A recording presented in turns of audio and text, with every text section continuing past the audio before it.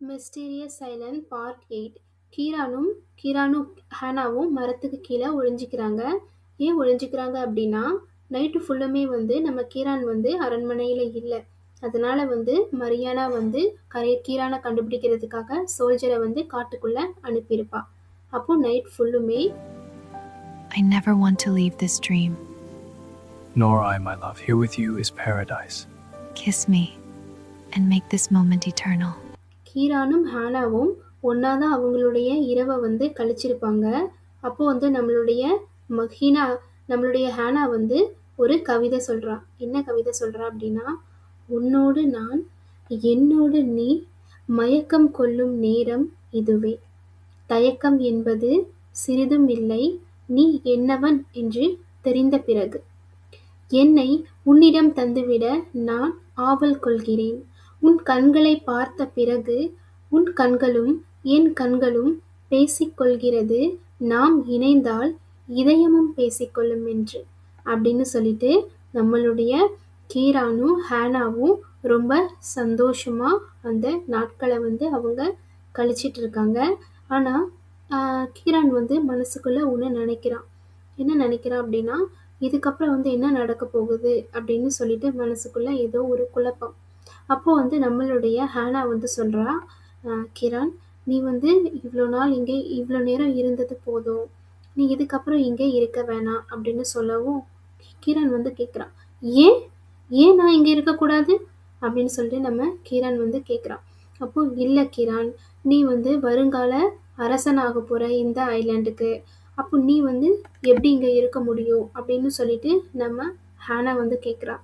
அதுக்கு கிரண் சொல்கிறான், நான் வருங்கால அரசனா? நேற்று நைட் நம்ம 2 பேரும் என்ன பேசிகிட்டு இருந்தோம்? நம்மளுக்கு அரச பதவியும் வேணாம், எதுவும் வேணாம், இந்த காட்டுக்குள்ளேயே நம்மளுடைய இல்லற வாழ்க்கையை தொடங்கி சந்தோஷமாக நம்ம வாழலாம் அப்படி தானே சொன்னேன். இப்போ ஏன் நீ என்னை போக சொல்கிற அப்படின்னு சொல்லிட்டு நம்ம கிரண் கேட்குறான். அப்போது அதுக்கு நம்ம ஹானா சொல்கிறா, இல்லை கிரண், நான் இங்கே இருந்து வெளியே வந்தேன் அப்படின்னு சொல்லிட்டு இங்கே நான் ஒருத்தி இருக்கேன் அப்படிங்கிறது உனக்கு மட்டும்தான் தெரியும், வேற யாருக்குமே தெரியாது. ஆனால் மற்றவங்களை பொறுத்த வரைக்கும், இந்த ஐலாண்டில் இருக்கக்கூடிய மக்களை பொறுத்த வரைக்கும், நீதான் அவங்களுடைய ராஜாவா, நீதான் அவங்களுடைய வருங்கால ராஜாவா இந்த தியோடோகோஸ் மதர் ஒன்று தான் தேர்ந்தெடுத்திருக்காங்கன்னு எல்லாருக்குமே தெரியும். அப்போ நீ இங்கே இருக்கிறது நியாயம் இல்லை கிரண். நீ இங்கே இருந்து கிளம்பி தான் ஆகணும். ஆனால் கண்டிப்பாக நான் உன்னை கூப்பிடுறேன், நான் கூப்பிடும்போது நீ திரும்பி வா. நீ இங்கே இருக்கிறது எனக்கு என்னமோ சரியா படலை, நீ இங்கே இருந்து போக்கிறான். ஆனால் கண்டிப்பாக நம்ம தான் நம்ம வாழ போகிறோம், என்னை நம்பு. நான் எங்கேயும் மறைஞ்சு போக மாட்டேன். இவ்வளோ நாள் நான் இங்கே தானே கிரண் இருந்தேன், இதுக்கப்புறமும் எனக்கு வாழ தெரியும், தனியாக வாழ தெரியும் அப்படின்னு சொல்லதும் கிரணுக்கு தாங்க முடியல. தனியாக வாழ தெரியுமா? அப்போ எதுக்கு நீ என்னை கூப்பிட்ட? அது அப்போ எதுக்கு நான் அந்த குட்டையிலேருந்து நீ வெளியே வரணும்னு நான் இவ்வளோ ஆசைப்பட்டேன்? இதெல்லாம் எதுக்காக?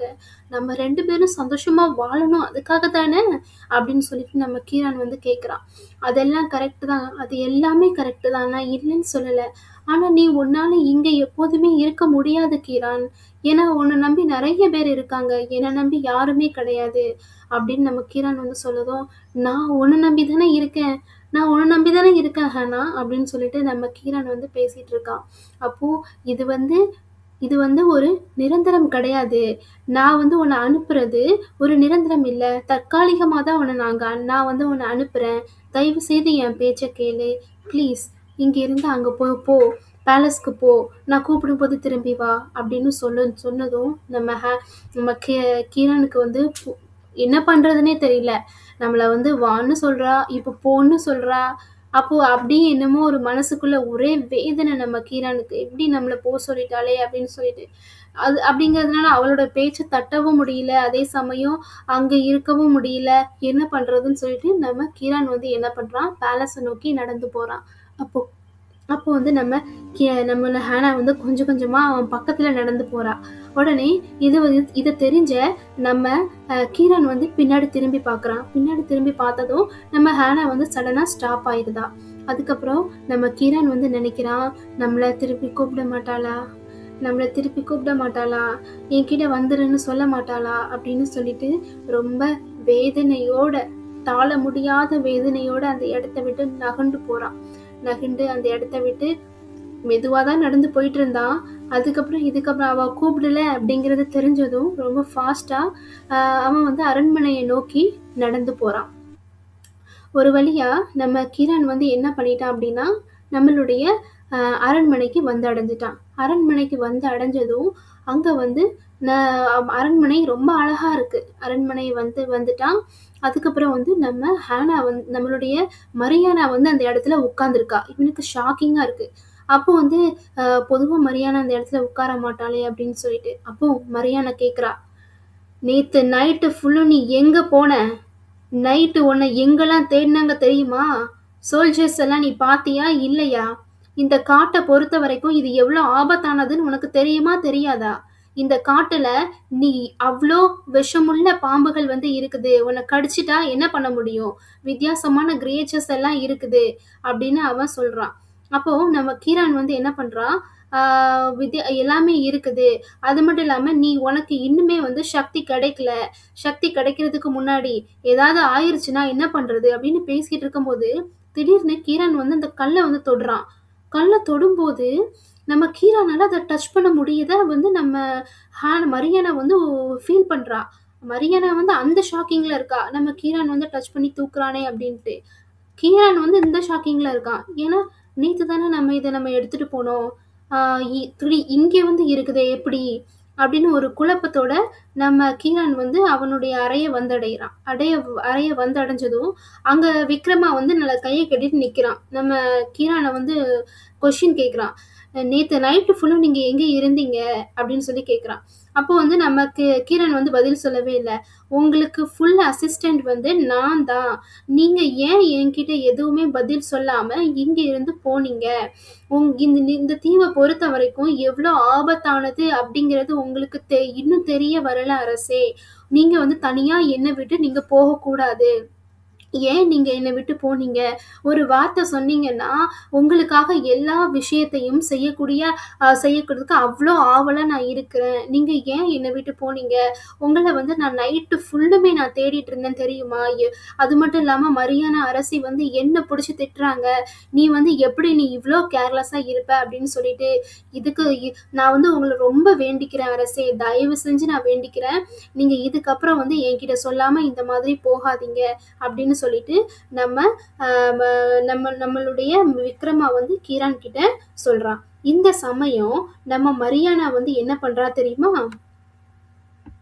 எந்த ஒரு வாகனமும் இல்லாம எந்த ஒரு சோல்ஜரும் இல்லாம தனியா காட்டுக்குள்ள ஒரு கம்பீரமா நடந்து வரா.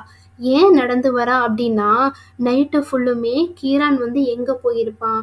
ஒருவேளை நம்ம கீரான் வந்து ஹேனா நமக்கு ஒரு அக்கா இருக்கிறத அவன் கண்டுபிடிச்சிட்டானா?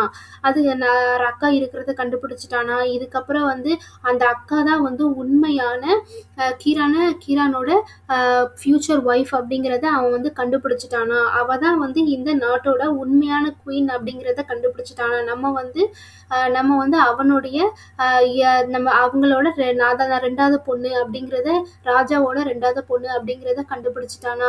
எல்லா உண்மையும் தெரிஞ்சிருச்சா அப்படிங்கிற ஒரு குழப்பத்தோட நம்ம ஹேனா வந்து அந்த காட்டுக்குள்ள நடந்து வந்து ஒரு வழியா கொஞ்சம் கொஞ்சமா வந்து அந்த நீர்க்குட்டைய வந்தடைறா.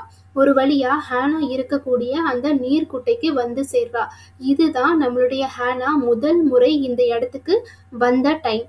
இதுக்கு முன்னாடிலாம் நம்ம ஹேனா வந்து இந்த இடத்துக்கு நம்மளுடைய மரியானா வந்து இந்த இடத்துக்கு வந்ததே கிடையாது. ஏன்னா அவ வந்து என்ன சொல்றது, அவ்வளோ சீக்கிரத்துல வந்து கீழே இறங்கி வரக்கூடிய ஒரு உமன் வந்து அவ கிடையாது. அவளை பொறுத்த வரைக்கும் பவர், அதுக்கப்புறமா வந்து ரெஸ்பான்சிபிலிட்டி, அதுக்கப்புறம் வந்து குயின் அப்படின்னு சொல்லிட்டு ஒரு ஹை ஸ்டேஜ்லயே தன்னை நினைச்சுக்கக்கூடிய ஒரு பொண்ணு வந்து அவ.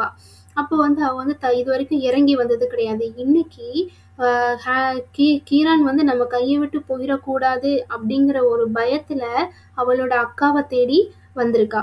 அப்ப அவளோட அக்காவை தேடி வந்துட்டு அந்த இடத்த பார்த்துட்டு நம்ம வந்து இவகிட்ட கண்டிப்பா பேசி ஆகணுமா? அதாவது என்னன்னா அவ ஃபுல் அண்ட் ஃபுல் என்ன நினைக்கிறான்னா பேசி ஆகணுமா அப்படின்னு நினைக்கிறான். அப்போ ஒரு வழியா வந்து இல்ல பேசிதான் ஆகணும், ஏன்னா இதுக்கப்புறம் நம்ம இப்படியே நம்ம அமைதியா இருந்துட்டோம் அப்படின்னா, இதுவரைக்கும் 25 வருஷமா இந்த ஐலேண்டுக்கு நம்ம தான் குயின், அதுக்கு வருங்கால குயின், அதுக்கப்புறமா நம்ம தான் எல்லாமே அப்படின்னு நினைச்சிட்டு, ஒரு செகண்ட்ல எல்லாமே போகக்கூடிய வாய்ப்பு இருக்கு அப்படிங்கிறத தெரிஞ்சுட்டு, நம்ம மரியானா இந்த இடத்துக்கு வரா.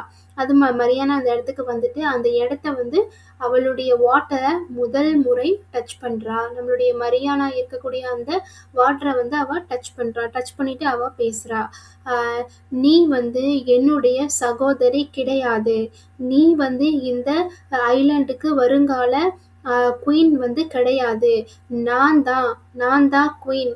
நீ என்னோட இடத்த எக்காலத்துக்கும் நீ ரீப்ளேஸ்மெண்ட் பண்ணவே முடியாது அப்படின்னு சொல்லிட்டு ரொம்ப ஆக்ரோஷமா கத்துறா. அவளுக்கு அவ்வளோ கோவம். நீ இந்த இடத்த விட்டு வெளியே வராத. 25 வருஷமா நீ தூங்கிட்டு தானே இருந்த. நீ தூங்கிட்டே இரு. நீ வெளியே வராத. உனக்கு அதுதான் நல்லது. நீ அப்படின்னு சொல்லிட்டு முடிஞ்ச அளவுக்கு நீ ஏன் நீ இறந்து போறதே நல்லது அப்படின்னு அவ சொல்றா. அதாவது என்னோட அப்பா விக்டர் உன்னை இந்த இடத்துல கொண்டு வைக்கிறதுக்கு பதிலா அவர் உன்னை கொன்னே போட்டிருக்கலாம் அப்படின்னு சொல்லிட்டு அவ்வளோ ஒரு கோவத்தையும் அவ்வளோ ஒரு கர்ஸையும் என்ன பண்றா, அவ்வளோ ஆக்ரோஷமா கத்துறா. எனக்கு வர கோவத்துக்கு உன்னை என்ன பண்ணுவேன்னு தெரியாது. ஆனா நீ ஒன்ன மட்டும் மனசுல நினைச்சுக்கோ, கீரான் எனக்கானவன். கீரான் எனக்கு மட்டும்தான் சொந்தம். நான் தான் இந்த ஐலாண்டுக்கு குயின். நீ கிடையாது. இது வரைக்கும் நீ யாருக்குமே தெரியும். நீ ஒண்ணுமே இல்லை. இது வரைக்கும் யூ ஆர் நத்திங். நீ ஒண்ணுமே கிடையாது. அப்படியே இருந்துக்கோ, அதுதான் நல்லது.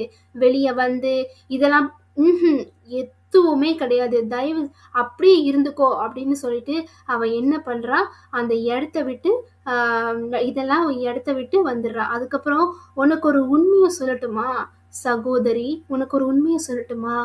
உன்னை பத்தி அப்பா எழுதி வச்ச அந்த புக்கை முதல் முறை பார்த்தது நான் மட்டும்தான். நம்மளுடைய அம்மாவான ஹீனா கூட அந்த புத்தகத்தை இது வரைக்கும் பார்த்ததே கிடையாது.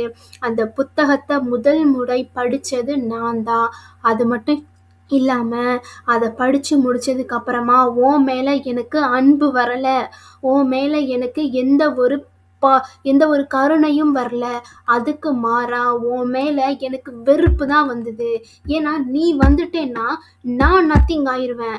ஏன்னா இந்த தியோடோகஸ் ஐலாண்டை பொறுத்த வரைக்கும் ஒரு குயின் தான், ஒரே ஒரு குயின் தான். அது நான் தான், நான் மட்டும்தான் அப்படின்னு சொல்லிட்டு நம்ம மரியானா என்ன பண்றா, நம்ம ஹானாவை பத்தி எழுதி வச்சிருக்கக்கூடிய எல்லா குறிப்புகளையும் எரிச்சிருதா.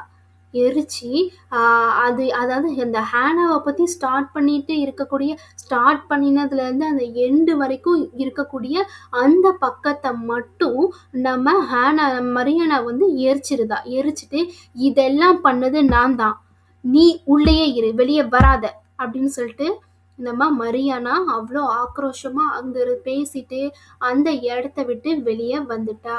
ஆனா நம்ம ஹானா என்ன தெரியுமா பண்ணா, நம்ம தங்கச்சி வந்துட்டான்னு ரொம்ப சந்தோஷப்பட்டா.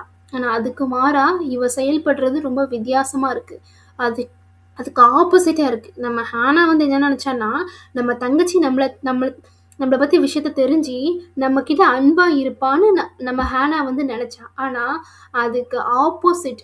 எப்படி சொல்றது, பயங்கரமா 100 இல்லை 200% ஆப்போசிட்டா இருக்கா நம்மளுடைய மரியானா. அதுக்கப்புறம் மரியானா ஒரு வழியா அரண்மனையை அடைஞ்சிட்டா. அரண்மனையை அடைஞ்சதும் என்ன பண்றா, உடனே எங்க போறா, அவளுடைய ப்ரேயர் ரூமுக்கு தான் போறா. அவ அந்த தியோடோகஸ் மதர் இருக்கக்கூடிய அந்த அறைக்கு தான் அவ போறா. அங்க போயிட்டு அவளுடைய அந்த க்ரௌனை கழட்டி கீழே வைக்கிறா. க்ரௌனை கழட்டி கீழே வச்சுட்டு, ஆக்சுவலி நம்மளுக்கு இவ ஒரு குயின் தான். பட் இப்போதைக்கு நம்ம கீரானை அவ மேரேஜ் பண்ற வரைக்கும் அவ ஒரு அஃபீஷியலா ஒரு 100% குயினா அவளால மாற முடியாது. இப்போதைக்கு ஒரு வாரிசா இருக்கா. அவ ராஜா ராணிக்கு ஒரு மகளா பிறந்துட்டா அப்படின்னு சொல்லிட்டு ஒரு பிரின்சஸா இருக்கா தவிர்த்து அவ இன்னும் குயின் ஆகல. பட் அவளே அவ க்ரௌன் எடுத்து அவ தலையில வச்சுப்பா. அவள் வந்து அந்த க்ரௌனை பார்த்துட்டு இது வந்து அஃபிஷியலாக நான் எப்போ தலையில் வைப்பேன் அப்படின்னு சொல்லிட்டு அவள் யோசிச்சுட்டு அந்த க்ரௌனை கழட்டி கீழே வைக்கிறா. கீழே வச்சுட்டு அவகிட்ட இருந்த அந்த மாணிக்கக்கல் கிட்ட மறுபடியும் அவள் பேசுகிறா. என்ன பேசுகிறா அப்படின்னா, கீரானை, நான் வந்து கரம் பிடிக்கக்கூடிய நாள் எப்பொழுது? எனக்கு வந்து பதில் சொல்லு. நான் தான் உனக்கானவன், நான் தான் உனக்கானவள் அப்படின்னு சொல்லிட்டு அந்த கல்லுக்கிட்ட அவள் பேசுகிறா. அந்த மிஸ்டரி ஸ்டோன் கிட்ட அவள் பேசுகிறா. ஆனால் நம்ம மிஸ்டரி ஸ்டோன் என்ன தெரியுமா பண்ணுது? அவளுக்கு சுத்தமாக ரிப்ளை பண்ணல. அவளை கண்டுக்கவே இல்லை. அவளை வந்து ஒரு குயினாக கூட வந்து அந்த கல் வந்து மதிக்கலை. அந்த அவ்வளோ தூரம் ரொம்ப அழுது மன்றாடி கேட்குறா. நம்ம கல் வந்து ஏன்னா வந்து இது வரைக்கும் முடியாதுன்னு சொல்லிச்சு. ஆனால் இப்போ ஒரு சிங்கிள் வேர்ட் கூட பேசாமல் அணைஞ்சு போயிடுது. இதுக்கப்புறம் என்ன நடந்தது அப்படிங்கிறத நம்ம பார்ட் 9ல் பார்க்கலாம். நம்மளுடைய ஸ்டோரிஸ் பிடிச்சிருந்து அப்படின்னா சப்ஸ்கிரைப் பண்ணுங்கள். இதில் ஏதாச்சும் உங்களுக்கு சொல்லணும் அப்படின்னா கீழே கமெண்ட் பண்ணுங்கள். அண்ட் தேங்க்யூ ஃபார் வாட்சிங்.